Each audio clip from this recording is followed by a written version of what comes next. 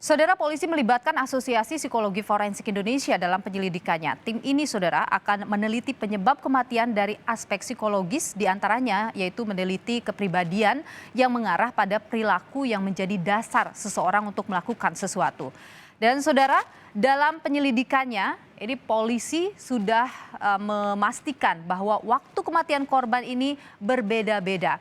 Dan hal ini menjadi latar penyelidikan soal kematian satu keluarga di Kalideres. Kemudian saudara, polisi juga sudah mengatakan bahwa penyebab atau kelaparan ini bukan menjadi penyebab kematian korban karena dilihat dari lokasi hunian korban yang berada di lingkungan yang berkecukupan.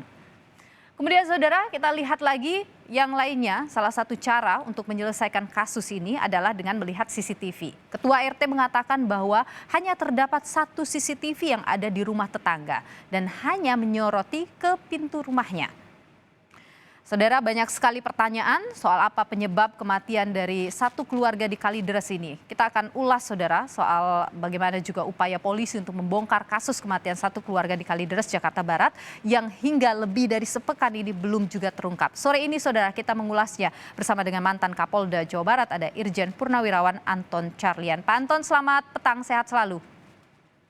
Selamat petang, salam sehat selalu. Sehat selalu. Untuk semuanya. Baik, Pak Anton sebagai Mbak Nilo. Ya. Baik, Pak Anton, Anda adalah mantan Kapolda, polisi, Anda juga tentu banyak di penyelidikan gitu dalam satu kasus. Melihat kasus yang satu ini, apa yang membuat polisi ini sulit untuk membuka motif peristiwa kematian di Kalideres ini, Pak? Ya, karena motif ini atau kasus ini merupakan kasus yang unik. Mungkin baru pertama kali ditemukan mayat mengering. Kemudian meninggalnya tidak sama. Nah, tapi polisi mungkin di sini sudah bisa menyimpulkan bahwa ini adalah sebuah kematian yang tidak wajar. Nah, jalan keluar masuk pun juga ini masih sulit ditentukan. Karena ketika olah TKP pertama, apakah ada jalan yang bisa keluar dari luar ataukah terkunci semua? Nah, kalau terkunci semua, kan ini artinya ini semua orang dalam.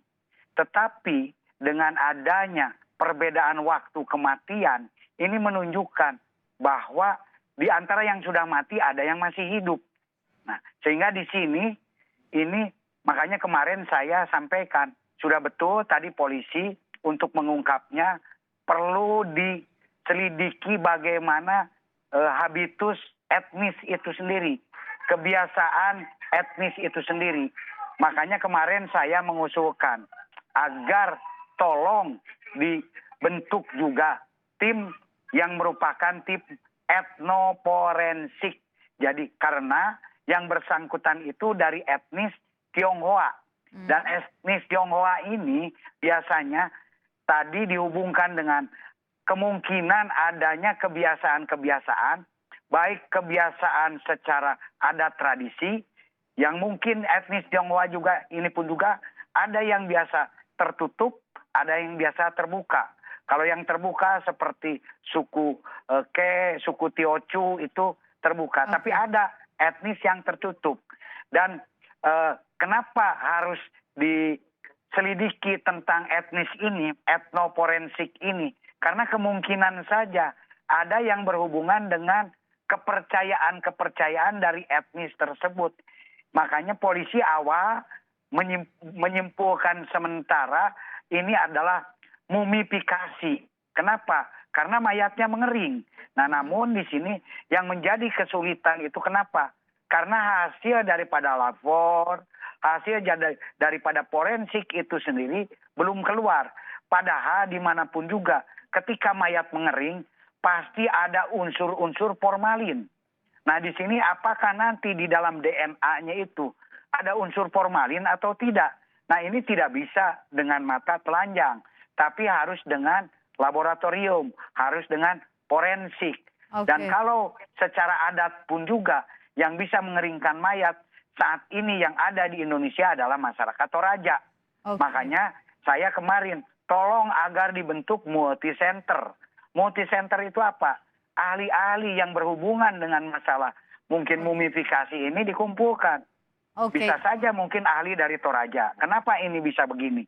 oke, Karena kita ini ada keterbatasan ilmu pengetahuan di mana penemuan ini unik dan sementara ini saya tanya kepada rekan saya, kemudian saya tanya juga kepada Polda, belum pernah menemukan penemuan mayat dengan mayat yang mengering. Ini oke. yang perlu penanganan yang serius. Ya, saat ini polisi kan sudah atau Polda Metro Jaya ini sudah melibatkan ada bahkan 4 ahli, utamanya adalah dari sisi kesehatan yang dilibatkan dalam kasus ini. Artinya langkah yang diambil oleh polisi sudah tepat saat ini, tapi apakah memang perlu waktu yang begitu panjang untuk dapat menyimpulkan hal ini, Pak? Saya kira masih ada tenggang waktu karena di dalam Juknis Serse juga buku kuning, kalau untuk kasus yang ringan itu 60 hari, kasus yang sedang 90 hari, kasus yang berat adalah 120 hari. Dan kasus ini masuk kategori yang mana? Ya kalau menurut saya ini kasus berat. Gitu. Nah justru titik beratnya itu hasil lab. Karena tidak bisa dikira-kira. Nah sementara hasil lab ini sendiri masih belum bisa diungkapkan. Karena biasanya begitu sudah jadi pun juga ini hasil daripada misalkan lab itu sendiri. Mereka belum mengumumkan tapi biasanya ada diskusi internal para ahli sebelum diumumkan kepada publik. Yang kadang-kadang diskusi internal ini para ahli pun juga memakan waktu yang ya bisa beberapa hari.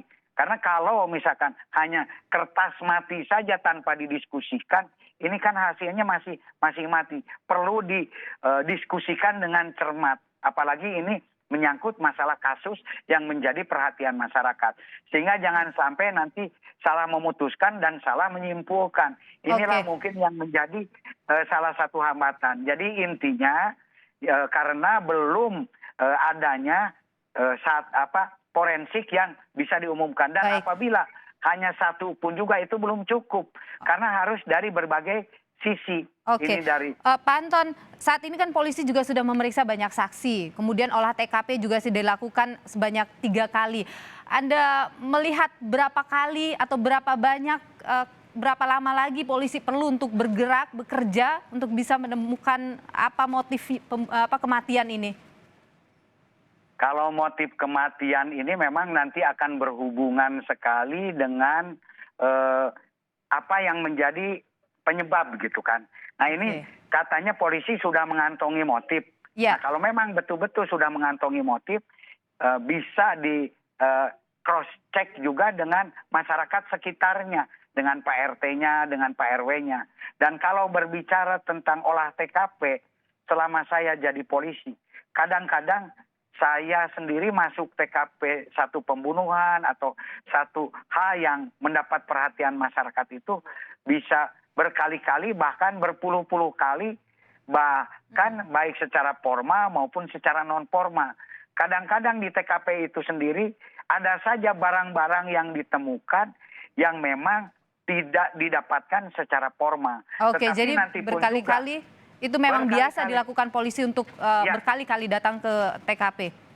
Iya betul sekali berkali-kali karena kadang-kadang ada saja barang-barang yang sekecil apapun juga harus kita kumpulkan yang mungkin dianggapnya tidak berharga tapi mungkin bisa berharga. Tahu-tahu mungkin itu ada besi ya. Ketika kita korek-korek ternyata ada sidik jari di besi itu sendiri. Yang asalnya belum misalkan belum terperiksa ya, jadi harus terus jadi keuletan dari penyidik itu sendiri salah satu kunci sukses untuk mengungkap kasus ini. Pak Anton, yang paling utama ada psikolog forensik yang dilibatkan, ada laboratorium forensik yang kemudian dilibatkan juga dalam penyelidikan ini. Apa yang Anda baca dengan melibatkan begitu banyak forensik di sini, ahli forensik di sini? Ya karena memang ini merupakan kasus yang cukup unik dan yang pertama kali terjadi di Indonesia.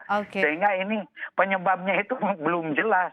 Apa ini keracunan, apa ini diracun, apalagi dengan yang mayat yang mengering. Kan ini tidak jelas unsurnya. Apakah menyuntik sendiri gitu kan, menyuntikkan formalin. Karena kalau mayat jadi awet itu secara umum itu ada zat formalin yang masuk ke dalam tubuh. Nah, masuknya formalin ini wajar atau tidak wajar? Oke, Anda membaca ada unsur pembunuhan di sini atau ini memang seperti yang banyak beredar? Mungkin saja mereka sengaja membunuh diri. Saya belum bisa menyimpulkan, tetapi saya baru menduga ini ada sebuah penemuan mayat di mana kematiannya tidak wajar. Nah, masalah ini bunuh diri, dan lain-lain. Nanti baru bisa disimpulkan setelah hasil daripada forensik, hasil daripada physical evidence, scientific investigation ini terkumpul. Nah, sekarang kita baru menyimpulkan bahwa ini terjadi kematian yang tidak wajar. Nah, ketidakwajaran ini bisa macam-macam. Bisa dibunuh, bisa bunuh diri, dan bisa lain-lain gitu kan. Bisa juga karena kepercayaan gitu kan. Jadi yang bisa menentukan apa yang terjadi dengan 4 korban ini adalah hasil laboratorium, yang itu yang kemudian butuh waktu lama, itu yang membuat kasus ini berjalan cukup lama. Terima kasih Pak Anton Carlyan, mantan Kapolda Jawa Barat, sudah berbagi informasi di Kompas Petang. Sehat selalu.